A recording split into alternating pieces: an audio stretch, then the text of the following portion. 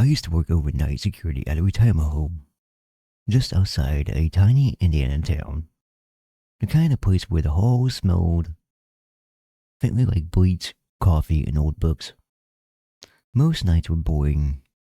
You do your errands, check doors, reset alarms, listen to the residents complain about the TV remote not working. But there was one rule every new employee got told: never go to the fourth floor after 2:13 a.m. The weird part? The building only had 3 floors, at least officially. I started working there in late October. The place was called Hollow Creek Living Center, though nobody called it that. Everyone just called it the Creek. My shift ran from 10 p.m. to 6 a.m. The first few nights were normal enough. Quiet residents, flickering fluorescent lights, the occasional confused elderly person wandering the hall asking for family members who had been dead for years. Then I met Martha. Martha was 86 and lived in room 212. Every single night at exactly 1:50 a.m., she'd wheel herself down to the lobby and stare at the door. The elevator door. Not use it, just stare. One night I finally asked her why. She looked at me for a long time before saying, "You knew." "Yeah, I am," I replied. "You'll hear it soon." "Hear what?" I asked her. Her expression changed instantly, like she regretted saying anything. Then she whispered, "The breathing." That same night, exactly 2:13 a.m., the elevator dinged. I remember it clearly because I nearly jumped out of my chair. The elevator panel lit up with a number I hadn't seen before. Number 4. The doors opened slowly. Inside the elevator, the lights flickered weakly, but nobody was there.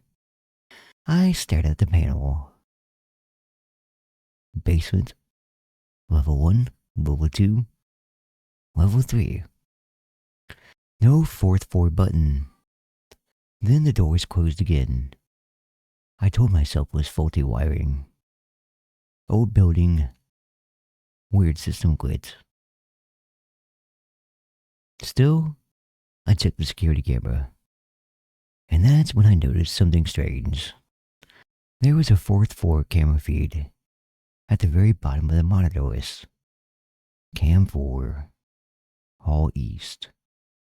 Black and white footage, long hallway, dim lights, wheelchairs lining the wall, and at the end of the corridor, someone standing perfectly still.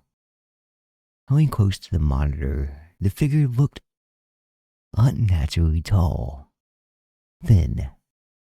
Its arms hung low, almost to its knees. I couldn't make out its face. Then the camera glitched. Static exploded across the screen. When it cleared, the figure was closer. Not walking, not moving. Just suddenly closer. I actually felt my stomach drop. That primal kind of fear, where your body knows something is wrong before your brain catches up. Then the radio on my belt crackled. "Security to room 301. I nearly yelled from the shock. When I looked back at the monitor, the fourth floor was gone. Room 301 belonged to a resident named Arthur Bell. Sweet old guy, former truck driver. But when I entered his room, he was sitting upright, in bed shaking violently. The screeching came back, he whispered. "What screeching?" In the ceiling. I listened at first, nothing. Then, slow dragging, like fingernails moving across the wood. Above us. I looked up. There shouldn't have been anything above room 301. The roof sat directly overhead. Arthur grabbed my wrist, hard enough to hurt. Don't let it hear you. The scratching stopped instantly. Then came the breathing. Deep, wet, heavy. Right above my head. I backed toward the door. Arthur started crying. Not normal crying either. Silent tears streaming down his face while he stared at the ceiling. Then the breathing moved across the room. Slowly, following me, I left.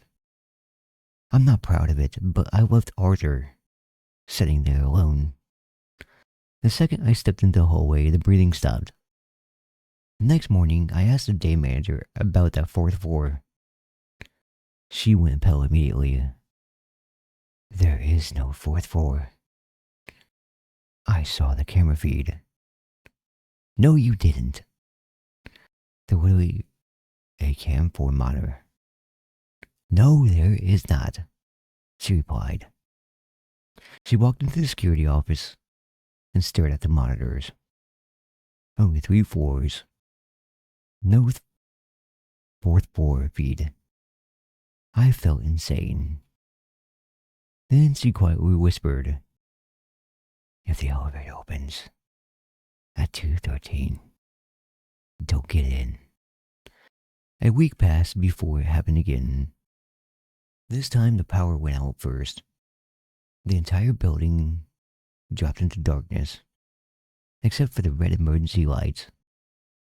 Residents started yelling from their rooms. Call lights began flashing everywhere. And then, ding. The elevator opened. 4-4. Glowing red above the door. Inside stood a woman in a nurse uniform. Her head hung low, hair covering her face. At first, I thought she was real, an employee. Then she slowly lifted her arm. Her elbow bent the wrong direction. Every instinct in my body screamed at me to run. But she spoke softly. Help. Help me. I froze. Please. Her voice sounded layered, like multiple people whispering at once. Then she raised her head. Her jaw was hanging impossibly wide open. Not bloody, not decayed, just stretched far beyond the human limits. And from somewhere deep inside her throat, I heard dozens of voices breathing together. The elevator lights flickered, and suddenly the thing was standing at the edge of the doorway. No footsteps, no movement. Just there. Closer. I ran. I locked myself inside the security office and watched the cameras. Every hallway monitor showed residents asleep, except one. Cam 2 West. At the far end of the hall stood the nurse, completely motionless. Then another camera showed her. Cam 1 East. Then the basement. Then outside the security office door. The handle slowly turned. I held my breath. The radio crackled again, but this time there was no voice, only breathing. That same deep wetting breathing, then scratching right outside the door. The The lights overhead began flickering. I looked at the monitor again. The thing outside the door wasn't the nurse anymore. It was Arthur Bell, smiling. Except his smile almost reached to his ears. And his eyes. God. His eyes were completely black. Then every monitor changed at once. One hallway on the fourth floor, dozens of residents stood along the walls, staring directly into the camera. Some were missing limbs, some had mouths hanging open and possibly wide.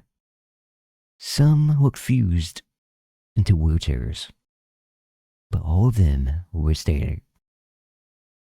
At the end of the hall stood the tall figure I'd seen before. Now only I could finally see his face. It didn't have one. Just smooth skin stretched tight over a skull-shaped head. No eyes, no mouth, no nose. Yet somehow it was smiling. The monitor suddenly emitted a deafening scream. I ripped the power cord from the wall. Everything went black. And in dead silence, I heard something whispered directly beside my ear. You looked. I quit the next morning. Didn't give notice. Didn't explain. Just left. A few weeks later, curiosity got the better of me. I searched online for the building's history. Turns out the original structure burned down in 1978. An electrical fire. Fourth floor hospice wing. 23 patients dead, including several bedridden residents trapped into the room. And one night nurse. They never found a body. I wish that was the end of it. But 2 nights ago, I woke up exactly at 2:13 a.m. to the sound of an elevator ding. I live alone. No elevator in my apartment building. Then came the screeching. From above my ceiling, slow, dragging, patient. And right before that, I heard breathing. Heavy, wet, close. Then a woman whispered from somewhere in the darkness.